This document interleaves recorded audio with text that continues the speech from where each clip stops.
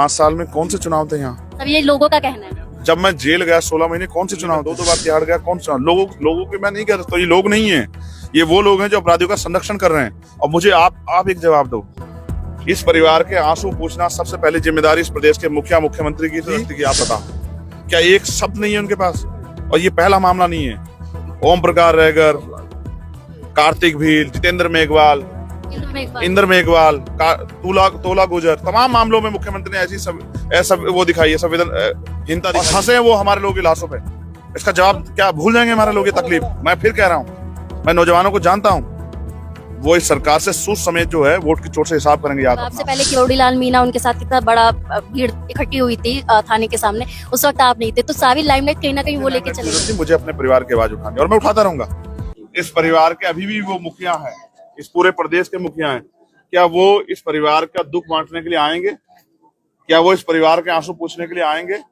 उन्होंने इतने बड़े बड़े वादे किए महिलाओं के लिए, उसकी इस बच्ची से आंख मिला के जवाब देने की हिम्मत उनमें है?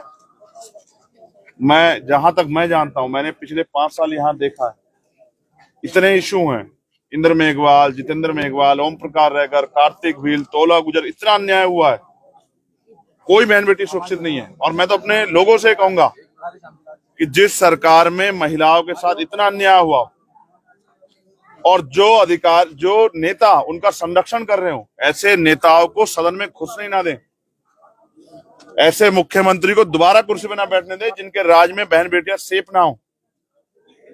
आज ये आग, अगर हम चुप रहेंगे, आज ये आग इस घर तक पहुंचे, कल किसी और बच्ची की उस पर जाएगी। राजस्थान की हर एक बच्ची की, एक महिला की, हर एक बहन की सुरक्षा की जिम्मेदारी है हमारे कंधों पे। तो मुख्यमंत्री तो मुंह फेर सकते हैं, लेकिन हम लोग नहीं मुंह फेर सकते हैं। आज भी यहाँ अभी परिवार डरा हुआ है, लेकिन अभी तक पूरे परिवार की सुरक्षा व्यवस्था सुनिश्चित नहीं। मैं अभी अधिकारियों से बात करूंगा। जिन कर्मचारियों ने एविडेंस टेम्परिंग करने का काम किया, आरोपी को बचाने का काम किया, उन पे कार्रवाई क्या की जा रही है? उसको नौकरी से बर्खास्त किया जा रहा, नहीं किया जा रहा? उस परिवार के साथ कहाँ खड़ी है सरकार? इन सब का चीजों का जवाब मुख्यमंत्री जी को देना पड़ेगा। सर, बच्ची के पिताजी के साथ कल मारपीट हुई है, लेकिन आरोपी अभी तक पकड़ से बाहर है। मुख्य आरोपी, अभी मेरी बात है, मुख्य आरोपी गिरफ्तार है, उससे पूछताछ कर रहे हैं भूपेंद्र सिंह से, लेकिन बाकी आरोपी अभी तक गिरफ्तार नहीं है। मैंने ये भी उनसे पूछा, उन्होंने मुझसे कहा कि हम जांच कर रहे हैं, और मैं चाहता हूं कि वो जांच कर लें। मैं नहीं चाहता किसी निर्दोष पे कार्रवाई, लेकिन अगर दोषी कोई बचाने का काम करेगा, या जैसा उन्हें डर है कि कोई छेड़छाड़ जो है मेडिकल रिपोर्ट में या उनके एफआईआर में हो सकती है, तो उसके लिए मैं यहाँ के अधिकारियों को कहना चाहता हूँ कि सत्ता के संरक्षण में कोई भी ऐसा कदम मत उठाना जिससे लोगों का कानून व्यवस्था और पुलिस प्रशासन से विश्वास उठ जाए। और अगर ऐसी कोई भी गलती की तो हम सरकार की ईंट से ईंट बजा देंगे, ये भी सरकार याद रखे। लेकिन सरकार ने अभी इनकी आर्थिक सहायता के लिए ऐसा कोई कदम नहीं उठाया, न इनको कोई ऐसी मदद मिली। कब सरकार गरीबों के साथ खड़ी कब हुई है? ये पूरी सरकार अगर 5 साल में एक दिन किसी गरीब के साथ, कमजोर के साथ खड़ी हो, तो वो दिन बताओ मुझे। अब तो हमारे लोगों की जिम्मेदारी है कि ऐसी सरकार को दफन करते हैं, ऐसे नेताओं को जो अपराधियों का संरक्षण कर रहे हैं उनकी कुर्सियां छीन लें। उनके पास वोट की ताकत है, अपनी वोट की ताकत से इनको घुसने ना दें विधानसभाओं में, तब इनको एहसास होगा किस तरह से अपराधियों का संरक्षण किया जाता है। और मुझे विश्वास है कि इस बार हमारे लोग इनकी झूठी बातों में नहीं आएंगे और वोट की चोट देके जो है इनको बताएंगे किस तरह से जो है अपराधियों का संरक्षण होता है। कांग्रेस की तरफ से अभी तक 24 घंटे से ज्यादा समय बीत चुका है, लेकिन किसी तरह का कोई बयान सामने नहीं आया, इतनी बड़ी घटना होने के बावजूद। ये संवेदना मर गई है, यहाँ के राजस्थान की कांग्रेस गवर्नमेंट की, उनके नेताओं की संवेदना मर गई है। और मुझे ये भी नहीं पता कि वो जिंदा है या नहीं है। इसका जवाब ये समाज देगा। ये समाज बहुत स्वाभिमानी समाज है, जो गरीब कमजोर किसान का मेरा समाज, ये बहुत कम, ये स्वाभिमान समाज, ये अपने ऊपर हुए हर एक जुल्म का हिसाब सूद समेत जो है अब 2023 में मुख्यमंत्री जी से और सरकार से लेगा। याद रखना। कल राज्यसभा सांसद डॉक्टर किरोड़ीलाल मीणा भी पहुंचे थे, उन्होंने 50 लाख रुपए मुआवजा और सरकारी नौकरी की मांग की है। नहीं, मैं सरकारी नौकरी की नहीं, मैं तो कहता हूँ इस परिवार को यहाँ से सुरक्षित माहौल दो। और 50 लाख क्यों, 1 करोड़ रुपए का मुआवजा दो, क्या दिक्कत देने में? जनता का ही तो पैसा है। ये परिवार अपने पैरों पे खड़ा है, इनके हालात तो देखो, टूटे हुए मकान है उनके, किस तरह से वो नौकरी कर करके अपने परिवार को आगे बढ़ा रही है। सरकार की जिम्मेदारी है। सरकार ये झूठ फैलाती है जैसे बहुत बड़ा काम कर रही है मदद करके जनता की। जनता के पैसे को जनता के देने में क्या तकलीफ है?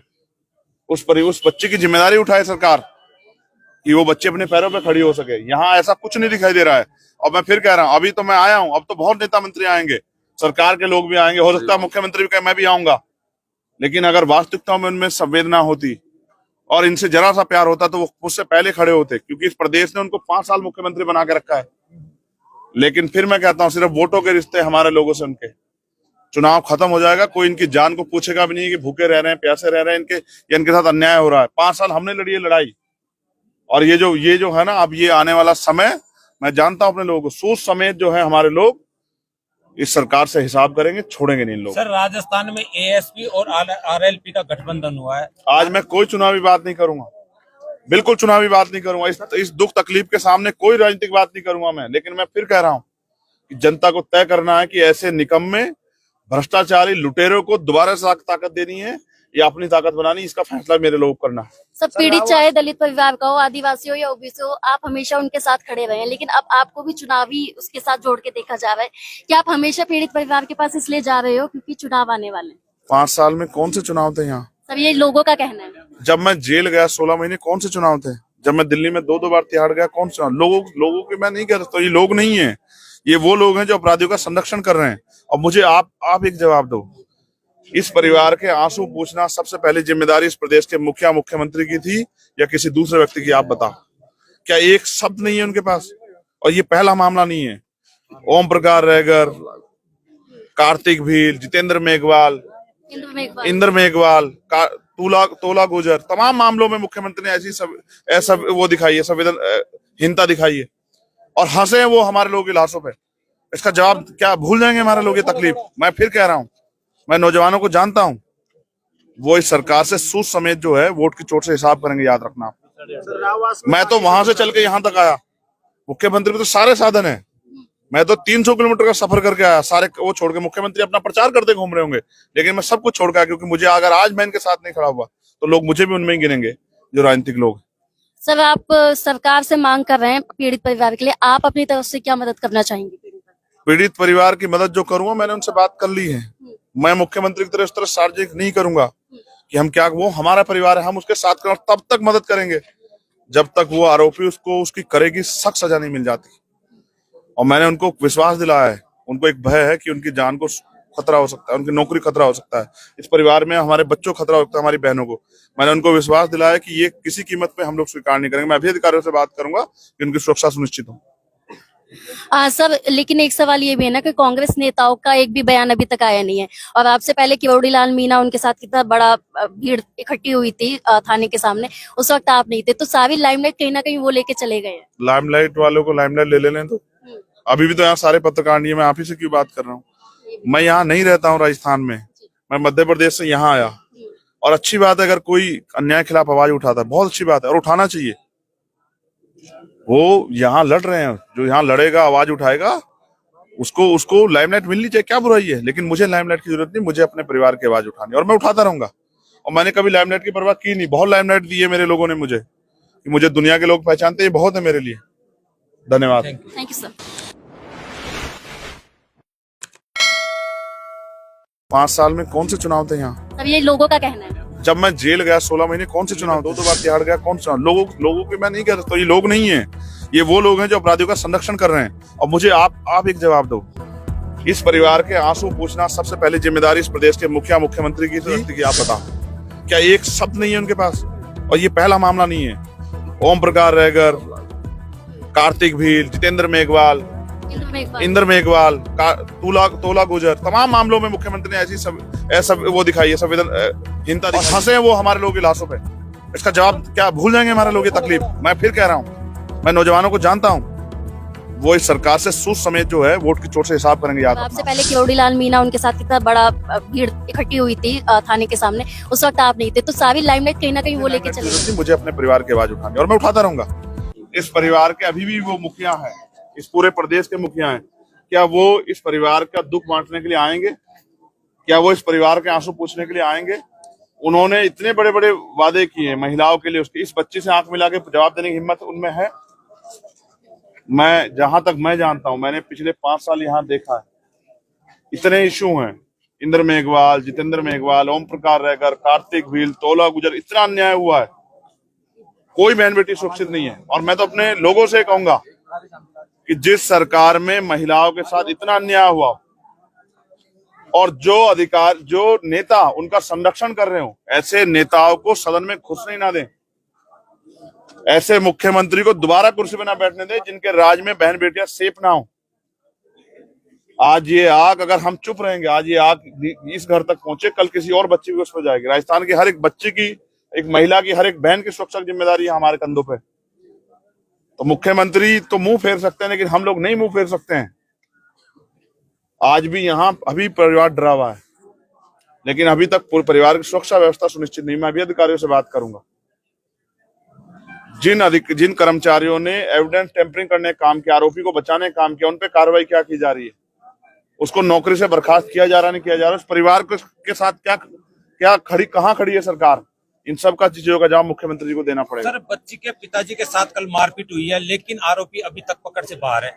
मुख्य आरोपी, अभी मेरी बात है, मुख्य आरोपी गिरफ्तार है, उससे पूछताछ कर रहे हैं भूपेंद्र सिंह से, लेकिन बाकी आरोपी अभी तक गिरफ्तार नहीं हो। मैंने ये भी उनसे पूछा, उन्होंने मुझसे कहा कि हम जांच कर रहे हैं, और मैं चाहता हूं कि वो जांच कर लें।